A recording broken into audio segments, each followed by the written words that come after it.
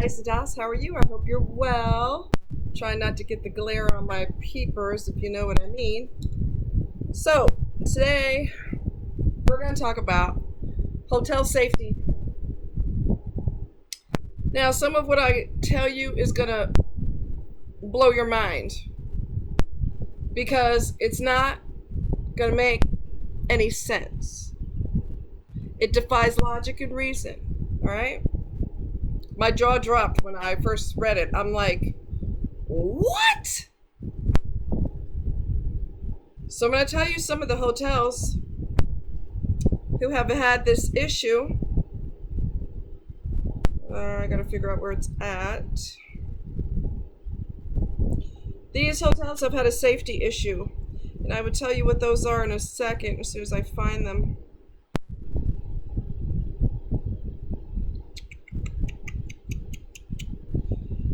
I know Hilton is one of them. Holiday Inn is another one. And I don't know where the other one is. I thought I had 3 here. Okay. Hilton, Holiday Inn, and Embassy Suites. All of these hotels have had issues. You know what those issues are? I'm going to tell you. So women have been sexually assaulted.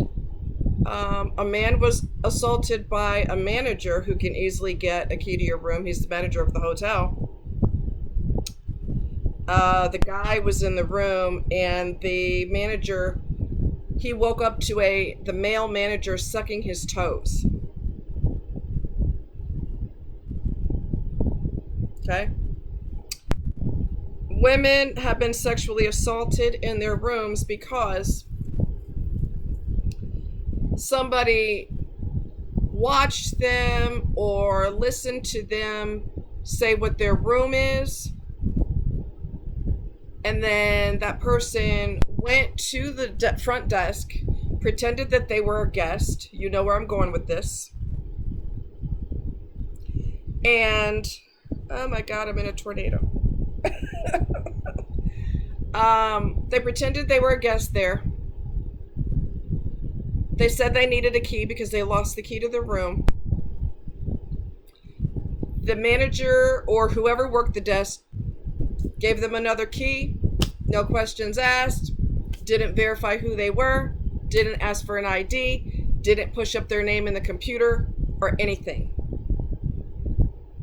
It is the dumbest thing, one of the dumbest things I've ever heard in my life. It absolutely defies logic and reason. Defies logic and reason. What would possess you to do something that stupid?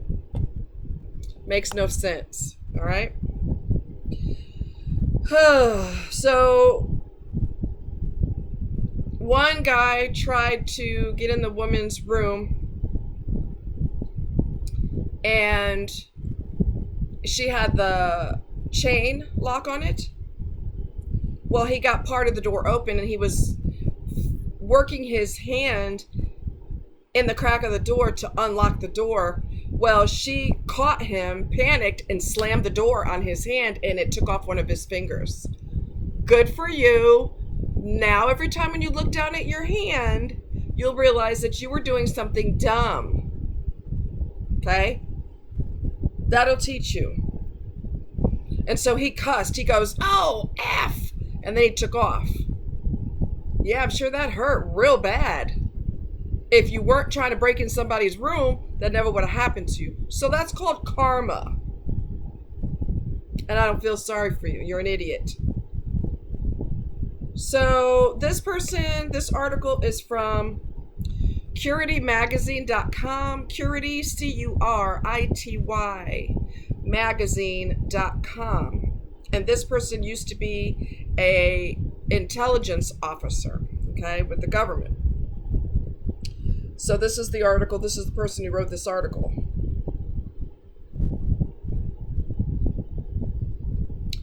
Throughout my career, I have checked into my fair share of hotels around the world, and whether I am traveling on business or for pleasure, I'm always conscious of the fact that hotels are a target for criminals.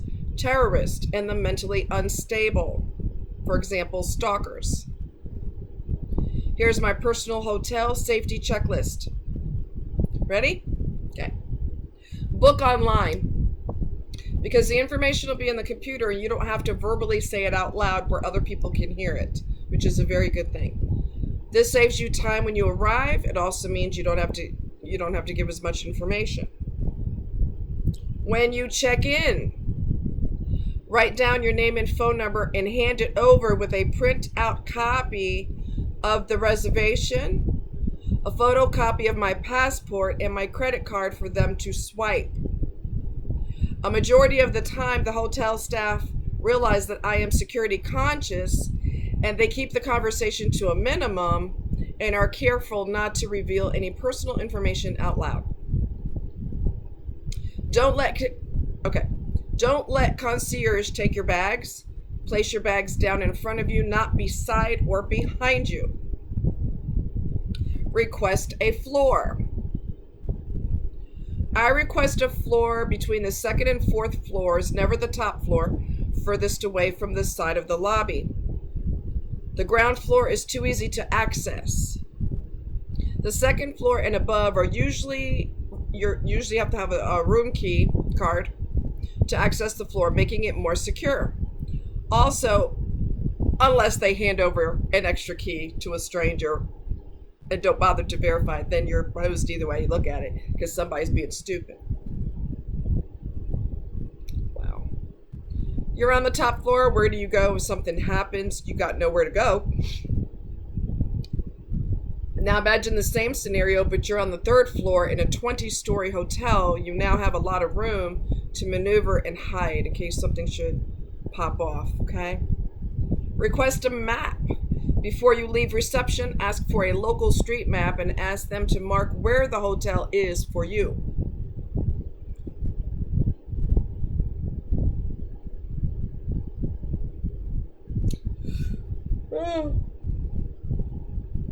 Excuse me, I knew that yawn was working its way in there. All right. Be cautious. After checking in, I go directly to the elevator. Sometimes, depending on where I am, if someone's behind me, I open my laptop bag as if I'm searching for something and I let them go ahead of me. Other times, I will see if I can go to the floor above instead of the floor I'm checked in on. Again, worst case scenario, if you're being followed, especially for solo female travelers, your would-be stalker / attacker now thinks they know what floor you're on. So don't go to, if someone else is in the elevator, don't go to the floor that you're staying on, okay? Which makes sense. I'm so tired. Sorry, guys. Whew. No point in fighting it because it's going to still be there like, hello? So might as well get the yawn out. Do not disturb. As soon as I walk into my room, I put the TV on low, usually on CNN, and I leave it on. I put the do not disturb sign on the door, and then I leave the room. I walk the floor. I find the fire escape plan, and I follow it. Don't just assume that because there's a fire escape plan on the wall that all of the exits will be clear, especially in third world countries. Know your exits. Typically, in larger hotels, there will be escape routes at either end of the floor. Walk both. Learn where each stairwell exits. Does it lead into the hotel lobby or onto the street? Are there any doors locked or chained? Is there lighting? All right. I've stayed in hotels quite a bit because I worked like an hour and 20 minutes away from my home at the time, so I commuted all the time. So, excuse me. Sorry, guys. I don't know what the hell's wrong with me. I must not have slept good last night or something. I don't know. Anyway, so I'd stayed in a hotel. I basically told the hotel, if you guys offer me a really good rate when I stay in town, I'll stay with you. And so they worked me a really good rate, which was cool.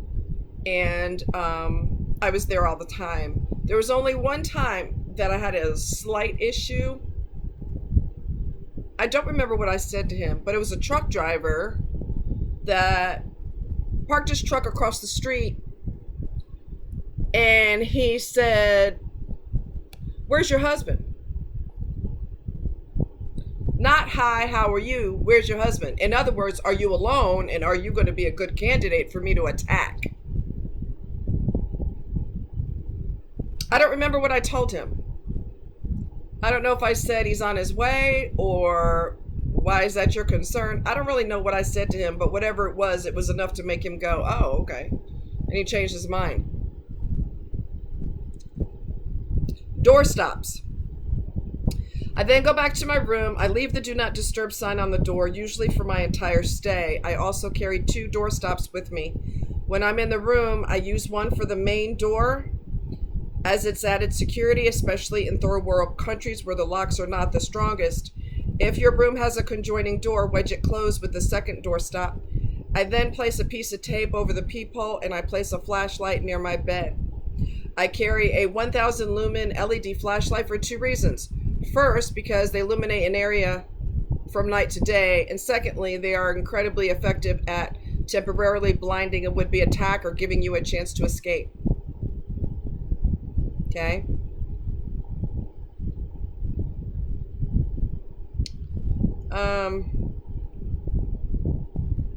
Orientation.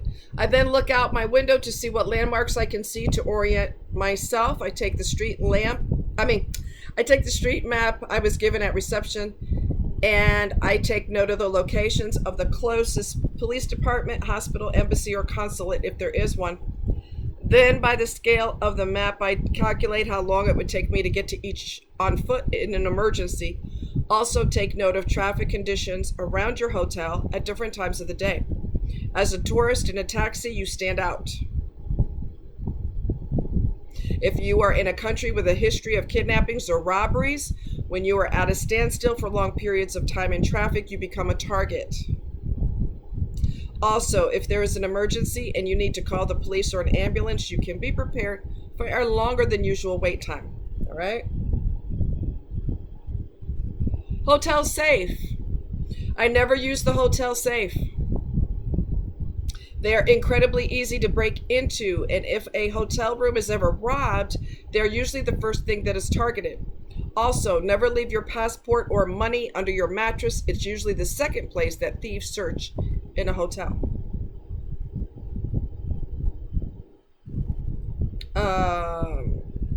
Before I forget, also, you can get little portable locks for your door, which I advise you to do.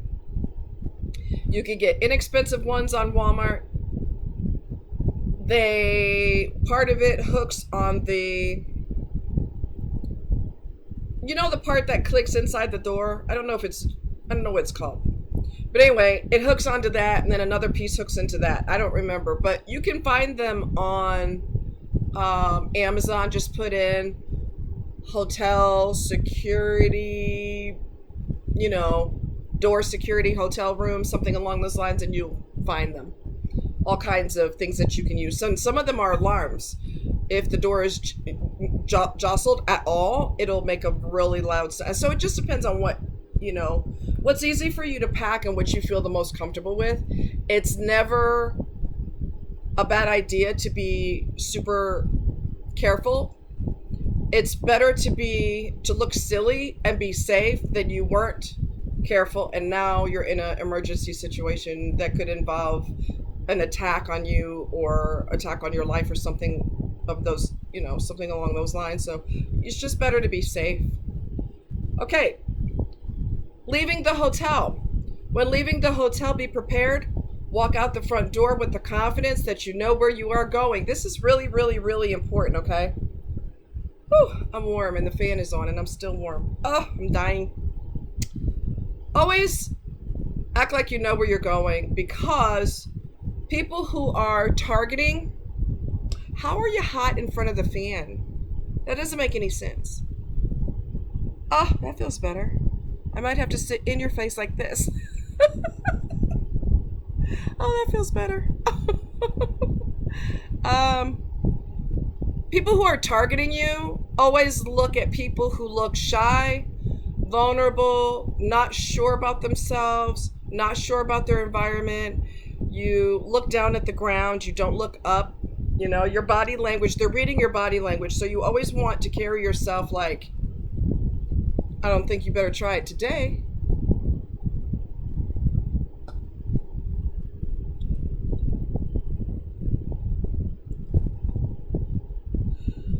My friend is out with Milo, and Milo is a turtle finder. So he was showing me the turtle. He will find a turtle. If it's in any radius of where he's at, he'll find it. So he was showing me the turtle. So excuse me on that. So always walk like, don't even think about it. Put your head up. Put your shoulders back. Walk straight. Walk with purpose. Okay? Don't ever look like you're, what's the word? It's so hot. Don't ever look like you're unsure of yourself, because that's what they're looking for. Or you're not paying attention to your surroundings. That's what they're looking for too. There's nothing worse than watching someone leave the hotel lobby and look absolutely lost the moment they leave the doors. It makes you a target. Do your best to blend in. When this hotel safety checklist cannot guarantee absolute safety when you travel,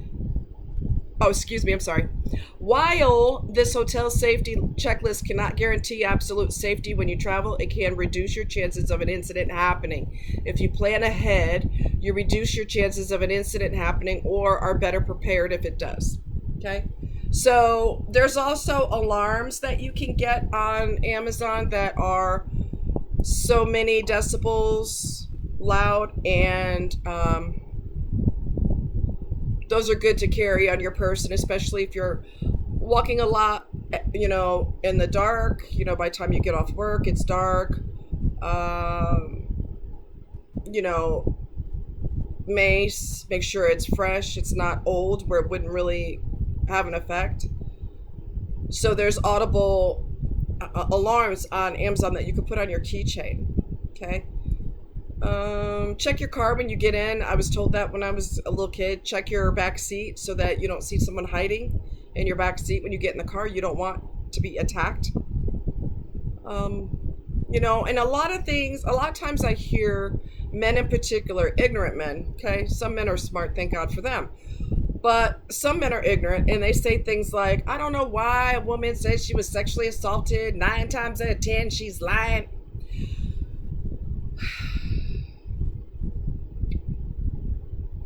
First of all, why does she want to embarrass herself by telling the whole world that someone assaulted her? I'm not saying it doesn't happen, but I think more often than not, it's true.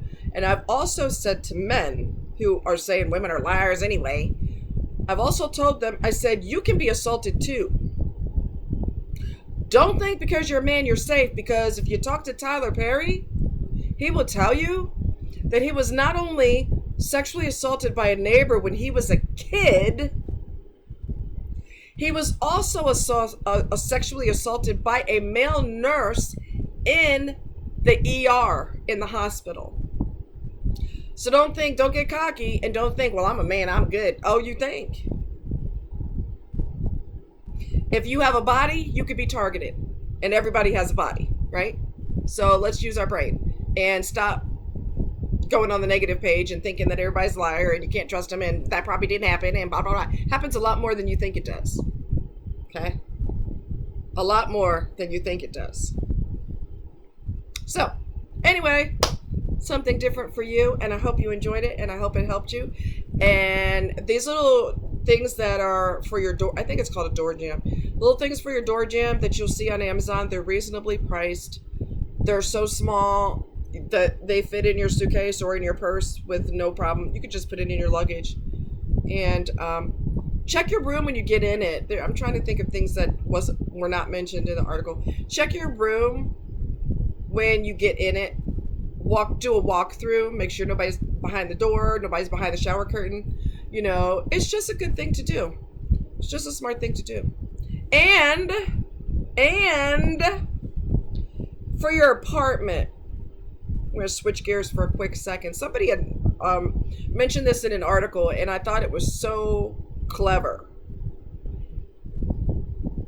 if you live in an apartment building, for example, and you go to your apartment, don't turn your light on right away, because a person who's watching from outside can figure out which apartment is yours, because you're the one that put the light on. You just put the light on, so there's a strong possibility that that's your place. So what you can do is either wait before you turn anything on, or leave your lights on when you leave. So when you go back, the light is already on and they can't tell if that's your place or not. Okay? So it's a good idea to be careful. Okay? Much love to you guys. Y'all take care, and I'll talk to you next time.